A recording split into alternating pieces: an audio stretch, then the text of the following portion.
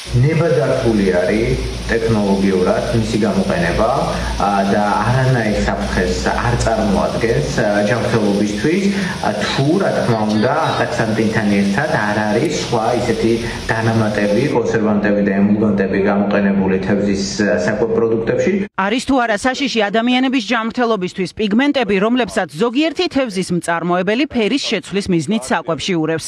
რადიო თავისუფლების ჟურნალისტური გამოძიებით ირკვევა, რომ ქართულ ბაზარზე მომხმარებლებს ორაგულის ნაცვლად პიგმენტით ფერშეცვლილ კალმახს ასაღებენ.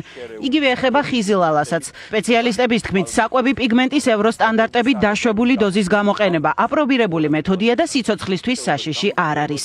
არ არის დადგენილი დოზები ზოგადად მთელ მსოფლიოში, თუ რა დოზირებაზე შესაძლებელია ვთქვათ მივიღოთ რაიმე ტიპის ინტოქსიკაცია მოწამვლა ორგანიზმში, იქედან გამომდინარე, რომ რეალურად არის ბუნებრივი საშუალება. იმავეს გვეუბნებიან სურსათის უვნებლობის ექსპერტებიც. მათი თქმით, საკვებში ამ პიგმენტის დამატება თევზისთვის საჭიროა და მას ადამიანის ჯანმრთელობისთვის ზიანი არ მოაქვს. ეს არის ბუნებრივი პიგმენტი, რომელიც არის წყალმცენარეებში. ბუნებაში ორაგული ვერ იზრდება თუ კრილს, ესეთი წყალმცენარეა და სხვადასხვა ზღვის ბინადრებს თუ არ მიირთმევს და შესაბამისად აი ამ პიგმენტის ხარჯზე ეძლევა ორაგულს ვარდისფერი შეფერილობა. აქ საუბარი იმაზეა, რომ რა რაოდენობით შეიძლება იყოს გამოყენებული, თორე სხვა შემთხვევაში ამ პიგმენტის გამოყენება დაშვებულია. საკვები პიგმენტის გამოყენება, რომ ევროპაშიც დანერგილი პრაქტიკაა, ამაზე ფორმულას თევზის მწარმოებლები უყვებიან. ორგანული აკვაკულტურის განვითარების ასოციაციის ხელმძღვანელი გვეუბნება, რომ პანიკის საფუძველი არ არსებობს.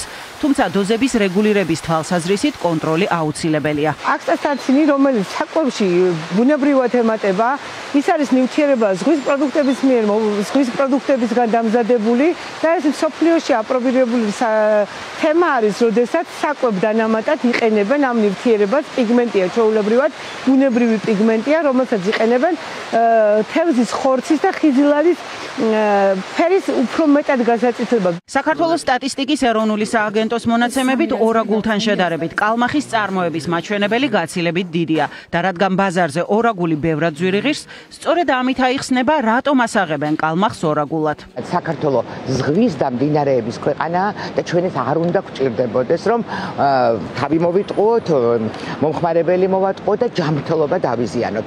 ეს არის ყველაფერი იმის ბრალი, რომ არის აქ კონტროლი და სწორედ ეს არის ის, რომ რაც ხელს გვიშლის, რომ გავხდეთ ევროპული სტილის და ევროპული ყაიდის ქვეყანა.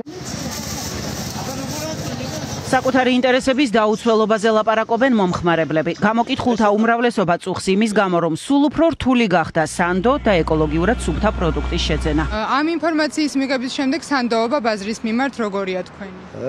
სიმართლე გითხრათ, მე ვცნობ თევზს გამიგეთ და იმას შეღებილს არ ვიყიდი თავისთავად. სანდოობა კიდე ნულია ახლა ქართულ საზოგადოებაში, ახლა რას ყიდიან, როგორ ყიდიან, საიდან შემოდის, ვინმე აკონტროლებს მაგრამ. ხათამი ხო შეგვაძულეს. ეხლა იმას კალმახს გვაძულებენ. რა ვიცი, არ ვიცი შულო რა გითხრა. ეს ინფორმაცია რამე გავლენას მოახდენს თქვენ შემდეგ შესაძლოა? იმიტომ რომ მზად ვარ ყველაფრისთვის. საქართველოში არ არსებობს აკრედიტებული ლაბორატორია, სადაც შესაძლებელი იქნება საკვები პიგმენტის დოზების კონტროლი და დარღვევის აღმოჩენის შემთხვევაში ევროსტანდარტებთან შესაბამისობაში მოყვანა. ამის მიუხედავად, გარემოს დაცვისა და სოფლის მეურნეობის სამინისტროში გვეუბნებიან, რომ საკითხთან დაკავშირებით მონიტორინგი დაწყებულია და ინფორმაციას აუცილებლად გაავრცელებენ.